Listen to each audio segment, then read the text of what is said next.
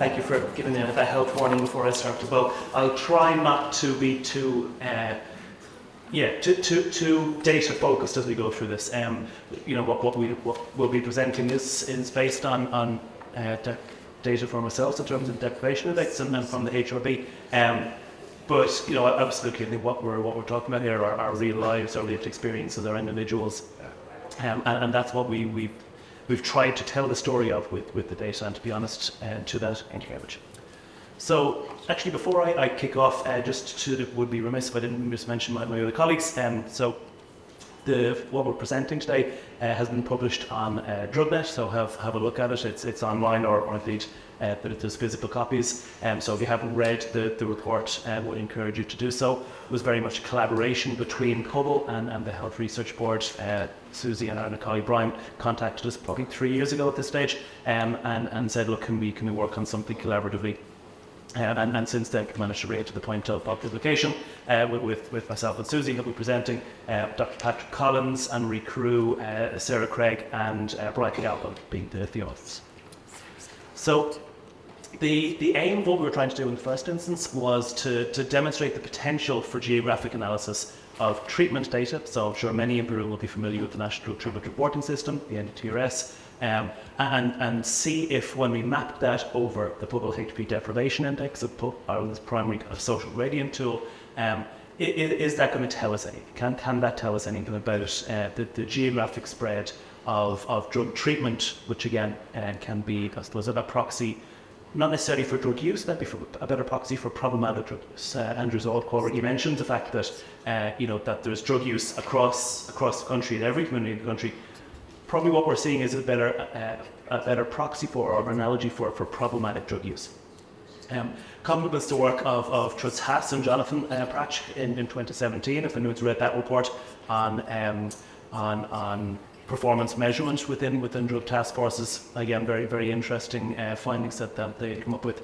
And also then just to demonstrate that relationship. Is there a relationship, a statistically valid relationship between drug treatment episodes and Pobal HP deprivation index? A minute on the Pobal HP deprivation index is probably where the warning sign would have come from, so I won't spend too long talking about the normal distribution curve. Really, all I wanted to just say very quickly is most people in the country are in areas that are marginally above or marginally below average. About 70% of people live in areas marginally above or marginally below average. About 15% of people live in areas that will be classified as affluent, and about 15% of the country would be, of the population will be in areas classified as disadvantaged. It's a relative curve, so that will always be the case. We'll always make the deprivation index look that way. So if everyone was given €1 million, the most disadvantaged millionaires would be the ones in the disadvantaged category. We develop it every 5 years, 6 years this time around, because there was a delay of the census last year. And it's done by formerly Truz Haas. Obviously, I'm sure many people will have known Truz, who passed away. But his colleague now, Jonathan Pratch, will ensure that the information index continues, and we're hoping to launch it in November of this year with the updated data. We publish it openly on Pobal Maps, so maps.pobal.ie. If you're not familiar with it, go have a look, play. Publicly available, also open on available on data.gov.ie.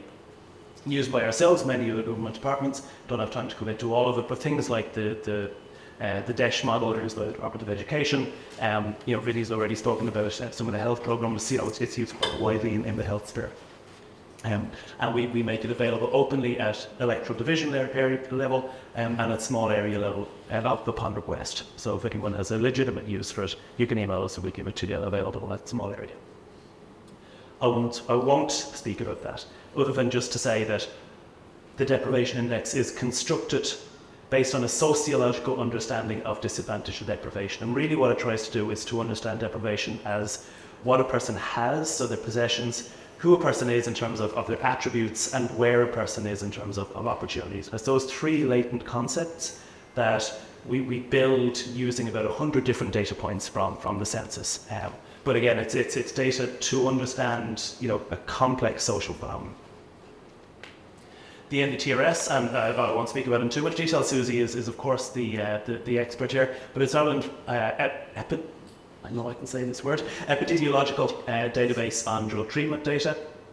It's episodic based, which is was very helpful for us in the analysis, because we could just layer on each year. So we used 3 years of data. We could just layer them on top of each other, because it's not individual; it's episodic.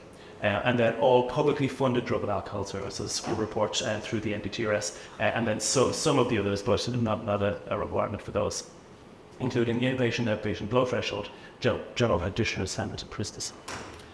Our methodology was to attribute a small area deprivation score. So for each individual accessing drug treatment, we took their address. We received their small area from the HRB, and we assigned a small area deprivation score to each of them. So it's based on the individual's home address, not where they were accessing drug treatment. We then mapped that onto, I say we, Dr. Patrick Collins here is the genius behind this, mapped it using ArcGIS Online. We then looked at the general population, and I suppose we kind of come up with a treatment episode per 100,000 rate. So we're going to look at the general population, and then what's the number of treatment episodes per 100,000, and do that for each small area in the country. There was a fair bit of data manipulation there. Anyone who's interested, come up and talk to me afterwards. So some of the limitations, just very quickly, is that treatment pattern, and this is the point I think that Andrew was making earlier. While drug use and drug prevalence is something that we see across the society, drug treatment is something different, and I suppose we would be believing that it's a better proxy for that concept of problematic drug use or drug use that is having negative impacts in terms of for the individual and the community. And it is only publicly funded drug treatment centres that have to provide NETRS data. And again, I'm not going to have time to go into this in too much detail. I would say if anyone's particularly interested, we're going to have time to this for everybody, but if anyone's super interested, come up to myself or Patrick over the lunch break. If we don't have time, we can arrange to show you later. We could demonstrate this for any task force area, any geographic area that we want, in terms of the relationship here between the deprivation index and the NBTRS treatments per 100,000. So you can see here, if we look at, say, the areas, say, of Blanchardstown, Finglas, Ballymun, Darndale, you see these sort of red pockets in terms of the public HP deprivation index, so that's showing areas of higher disadvantage. And then we see very similar, even just looking at kind of at a visual level, we could present this in terms of tables of data, but actually it's probably more impactful at this visual level.